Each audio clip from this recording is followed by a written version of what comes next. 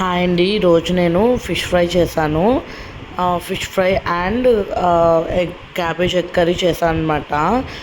Fish fry అంటే మా పిన్ని గుర్తొస్తుందండి. తను చాలా బాగా చేస్తుంది ఫిష్ ఫ్రై. నేను ఎలా చేశాను అంటే ఫస్ట్ చేప క్లీన్ చేసేసుకున్నానండి. దాంట్లోకి ఉప్పు, కారం, పసుపు, అల్లం వెల్లుల్లి పేస్ట్, గరం మసాలా, ధనియాల పొడి వేసేసుకున్నాను.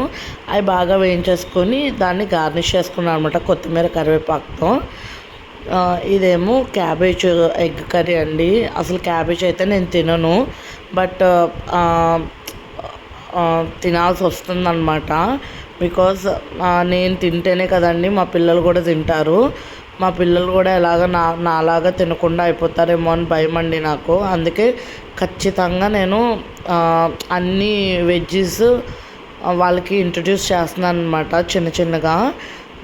దాంట్లో క్యాబేజ్ అనమాట. ఫస్ట్ది క్యాబేజ్, కాలీఫ్లవర్ ఇంట్రడ్యూస్ చేశాను. మొన్న కాలీఫ్లవర్ ఇంట్రడ్యూస్ చేశాను, ఈరోజు క్యాబేజ్ అనమాట. క్యాబేజ్ ఎగ్ కర్రీ అయితే చాలా బాగా వచ్చిందండి. మా పిల్లలు కూడా హ్యాపీగా తిన్నారు. అయితే ఫస్ట్ దీంట్లోకి ఆయిల్ వేసేసుకొని మసాలా దినుసులన్నీ వేసేసుకొని పచ్చిమిరపకాయలు, కరివేపాకు, దాంట్లోకి ఉల్లిపాయ వేసేసుకొని ఉప్పు, పసుపు వేసేసుకొని ఉల్లిపాయలు మగ్గాక క్యాబేజ్ వేసుకోవాలి. క్యాబేజ్ కూడా మగ్గాక ఎగ్ వేసుకోవాలి. ఎగ్ బాగా ఫ్రై అవ్వాలండి, లేకపోతే చండాలంగా ఉంటుందన్నమాట కూర. దాంట్లోకి కారము, ఉప్పు అడ్జస్ట్ చేసుకోవాలండి. తర్వాత కొత్తిమీరతో గార్నిష్ చేసుకోవాలి. ఫైనల్గా అయితే అవుట్పుట్ ఇలా వచ్చిందండి.